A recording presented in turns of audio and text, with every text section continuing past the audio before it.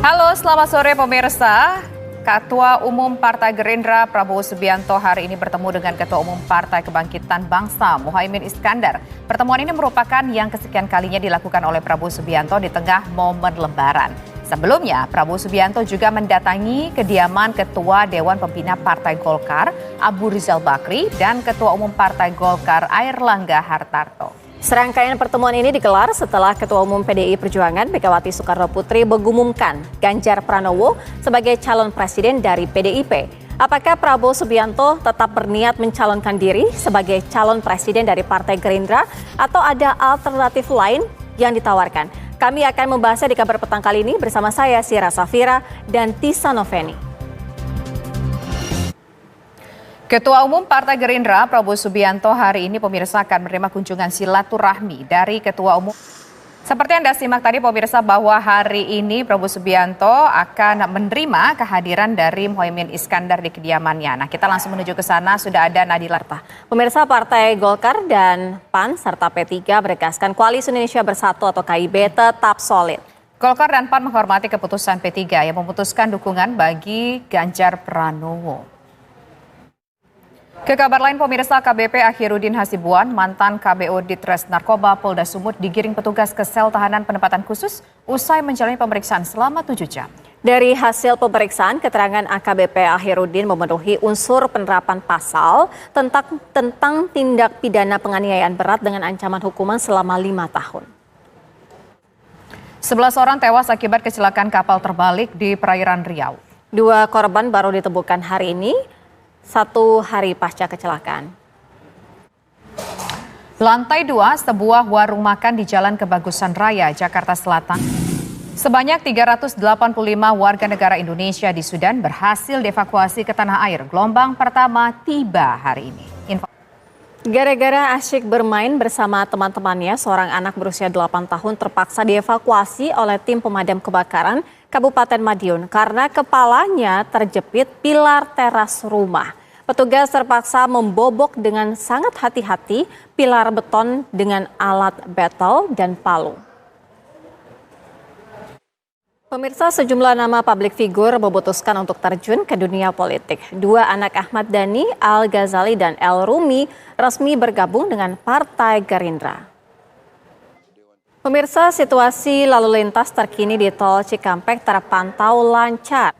Arus lalu lintas di Cileunyi, Jawa Barat terpantau ramai lancar.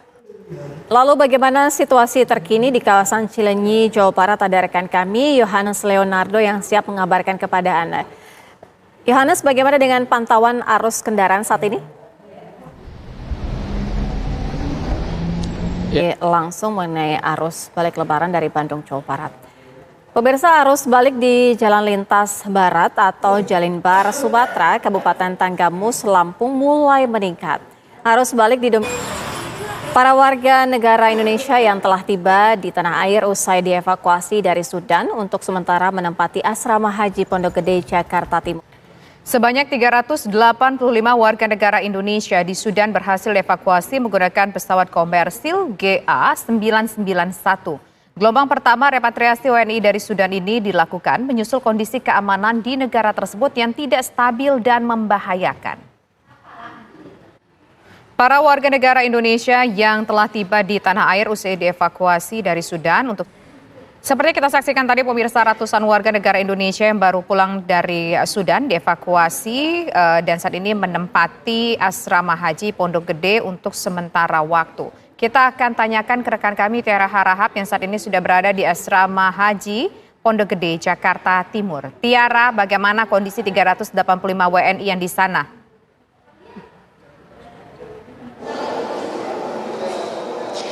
Ya, selamat petang, Tisa. Ditempatkan di asrama haji itu ditempatkan di tempat yang terpisah begitu karena kondisi kesehatan tidak memungkinkan.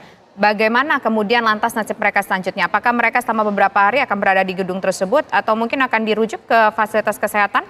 Tiara? Ya, informasi yang kami terima. Mereka merupakan WNI yang berangkat ke Sudan. Mayoritas apa yang mereka lakukan di Sudan? Apakah mereka mungkin bekerja di sana atau mungkin ada kegiatan lain di sana? Tisa, informasi yang kami terima memang Mana saja, apakah ada data itu Tiara, dan apakah akan diberangkatkan dengan menggunakan misalkan dengan pesawat udara atau mungkin ada bus-bus yang disiapkan sudah? transportasi untuk Laporan Anda langsung dari Asrama Haji Pondok Gede, Jakarta Timur. Pemirsa, persediaan pangan dan bahan bakar minyak semakin menipis di seluruh penjuru Sudan menyusul perang saudara yang kembali pecah sejak 15 April lalu. Sejauh ini sudah ada 500 orang yang tewas, 4.200 lainnya terluka. Kita kembali ke tanah air, pemirsa. Di Brebes, Jawa Tengah, telur asin menjadi salah satu makanan khas yang menjadi pilihan pemudik untuk dibawa pulang sebagai oleh-oleh. Dan berikut laporan dari reporter TV One, Prita Zega dan juru kamera Budiman dari Brebes, Jawa Tengah. Mantan Kapolda Sumatera Barat, Teddy Minahasa, kembali menjalani sidang kasus narkotika di Ke kabar selanjutnya, revitalisasi investasi ataupun maksud kami realisasi investasi sepanjang triwulan 1 tahun 2023 berhasil menyentuh angka. Petugas pemadam kebakaran sektor Kemayoran, Jakarta Pusat berhasil melepaskan sebuah kaleng biskuit yang tersangkut di kepala seorang bocah berusia 2 tahun. Proses pelepasan kaleng dari kepala bocah tersebut, pemirsa, berjalan dramatis hingga viral di media sosial. Pemirsa, semburan api masih berkobar di rest area jalur Cirebon menuju Jakarta di ruas Jalan Tol Cipali. Informasinya kami hadirkan usai jeda berikut. Pemirsa, semburan api besar masih berkobar di dalam rest area kilometer 86B jalur Cirebon menuju Jakarta di ruas Jalan Tol Cipali. Pemirsa, situasi lalu lintas terkini di Tol Cikampek terpantau lancar. Lantas bagaimana pemirsa pantauan arus balik Lebaran di gerbang Tol Cikampek dan juga gerbang Tol Kalikangkung? Kita akan menuju langsung. Di momen Lebaran, Prabowo Subianto mendatangi kediaman Ketua Dewan Pembina Partai Golkar, Abu Rizal Bakri, dan Ketua Umum Partai Golkar, Erlangga Hartarto.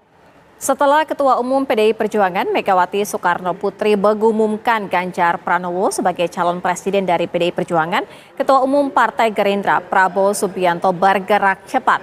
Di momen Lebaran, Prabowo Subianto mendatangi kediaman Ketua Dewan Pembina Partai Golkar, Abu Rizal Bakri, dan Ketua Umum Partai Golkar, Erlangga Hartarto. Lantas, akankah silaturahmi berujung koalisi menuju Pilpres 2024? Pemirsa, Ketua Umum Partai Gerindra, Prabowo Subianto, melakukan pertemuan dengan Lembaga survei Poltreking kembali melakukan survei atas dinamika politik di tanah. Ketua Umum Partai Gerindra, Prabowo Subianto, hari ini bertemu dengan Ketua Umum Partai Kebangkitan Bangsa, Muhaimin Iskandar. Pertemuan ini merupakan yang kesekian kalinya dilakukan Prabowo Subianto di tengah momen Lebaran, pemirsa. Sebelumnya, Prabowo Subianto juga mendatangi kediaman Ketua Dewan Pembina Partai Golkar, Abu Rizal Bakri, dan juga Ketua Umum Partai Golkar, Erlangga Hartarto. Serangkaian pertemuan ini digelar setelah Ketua Umum PDI Perjuangan, Megawati Soekarno Putri, mengumumkan Ganjar Pranowo sebagai calon presiden dari PDI Perjuangan. Apakah Prabowo Subianto tetap berniat mencalonkan diri sebagai calon presiden dari Partai Gerindra atau ada alternatif lain yang ditawarkan? Kami akan membahasnya bersama dengan sejumlah narasumber.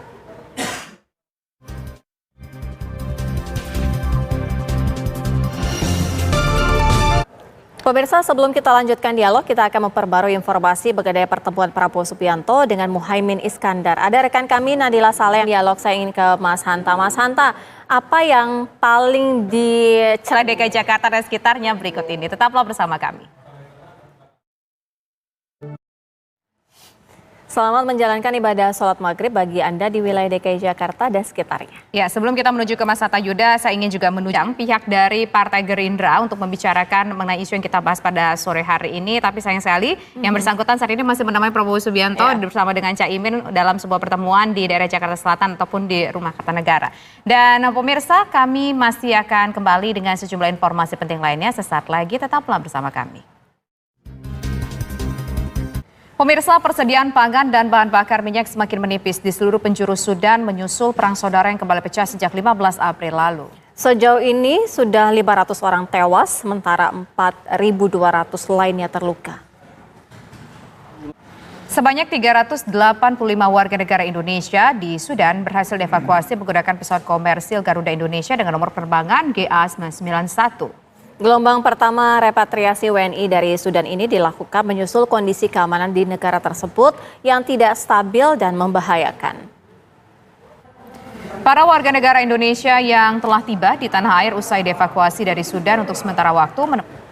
Tidak hanya Indonesia, negara-negara lain juga mengevakuasi warganya dari Sudan. Kloter pertama warga negara Inggris yang dievakuasi dari Sudan tiba di Inggris. Pemerintah Inggris mendapat kecaman karena dianggap lamban mengevakuasi warganya.